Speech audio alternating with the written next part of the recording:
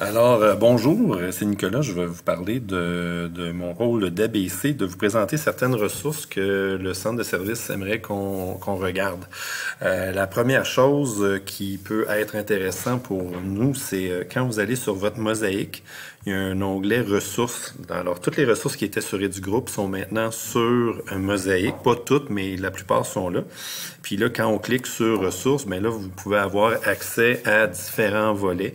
Du côté secondaire, il y a des choses qui peuvent être intéressantes en lien avec ce qui se passe avec la COVID par rapport à différentes ressources qui sont disponibles sur le web à travers Mosaic. Donc ça, c'est une des premières choses qui est importante de voir.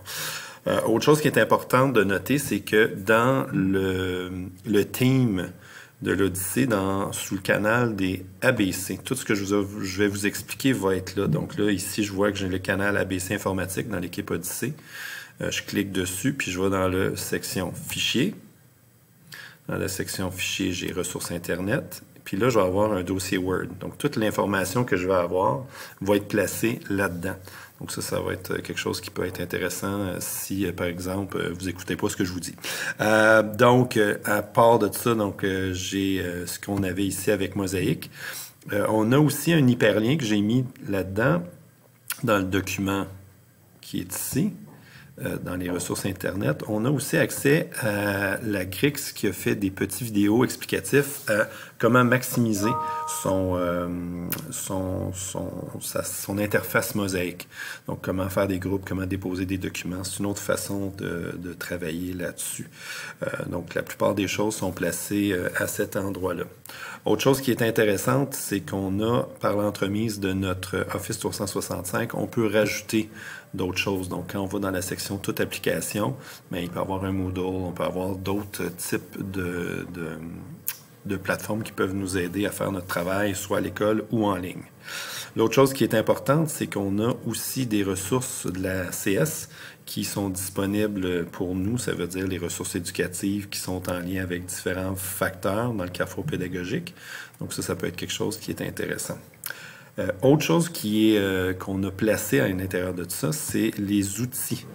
Donc ça, c'est un autre, c'est pour l'apprentissage à distance qui peut être utile pour les gens qui cherchent des nouvelles façons de faire pour leur enseignement. Et le dernier point que j'aimerais stresser avec vous, c'est ça. Ça, c'est les apprentissages au secondaire, les apprentissages essentiels. Donc, chacune des matières est là avec chacun des niveaux.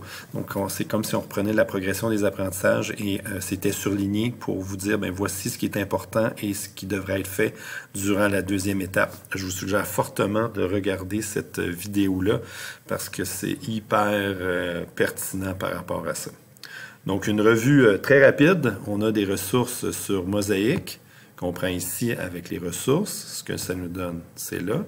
On a aussi un hyperlien dans le document où est-ce que je peux faire un tour sur la Grix, puis ils vont nous montrer comment utiliser les différentes options qu'on peut faire avec Mosaic. On peut utiliser notre Office 365 pour ajouter d'autres applications. On a un site de l'ACS pour des ressources utiles pour les enseignants.